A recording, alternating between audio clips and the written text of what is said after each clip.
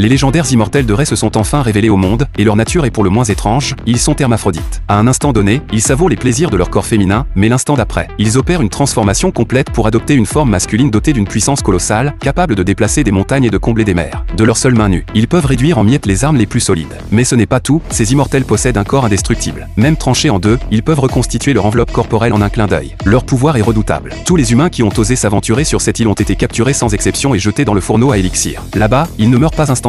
Au contraire, ils se transforment en magnifiques fleurs qui constituent la source même de l'élixir d'immortalité, prisonniers à jamais de cette île mystérieuse. Pendant ce temps, Gabimaru et son groupe se désespèrent de ne pas trouver le fameux élixir. C'est alors qu'une fillette passe en courant derrière lui, attirant aussitôt son attention. Au moment où il s'apprête à l'attraper, une créature entièrement composée de bois brandit une arme et l'attaque. La fillette en profite pour s'échapper. Gabimaru repousse l'homme arbre d'un coup de pied et se lance à sa poursuite à une vitesse foudroyante. Persuadé qu'elle connaît l'emplacement de l'élixir, il pensait pouvoir la capturer facilement, mais quelle n'est pas sa surprise lorsque la fillette révèle une force extraordinaire, lui assénant un coup de poing qui le fait cracher du sang. Furieux, Gabimaru utilise ses lianes pour suspendre la fillette dans les airs. Mais l'instant d'après, elle éclate en sanglots. Sagiri, qui les a rejoints, s'approche pour la consoler. Alors que personne ne sait comment réagir, l'homme arbre au sol se met à parler. Il supplie Gabimaru de libérer la fillette, proposant en échange de lui révéler où se trouve l'élixir d'immortalité. Guidé par l'homme arbre, le groupe arrive dans un village ancestral. Celui-ci leur explique qu'il y a 1000 ans, les lieux n'avaient rien à voir avec ce qu'ils sont aujourd'hui. Stupéfaits, tous comprennent que l'homme arbre a forcément consommé l'élixir d'immortalité. Ils pénètrent ensuite dans une demeure remplie de porcelaine et de peintures traditionnelles. La décoration évoque le style taoïste chinois. L'homme arbre poursuit ses révélations, l'élixir d'immortalité se trouve au centre de l'île. Arrêt. Lui-même en a bénéficié autrefois. Cependant, il est impossible de s'en emparer, car ceux qui osent s'aventurer là-bas subissent le châtiment des immortels. Leur destin, devenir le terreau nourrissant l'élixir d'immortalité.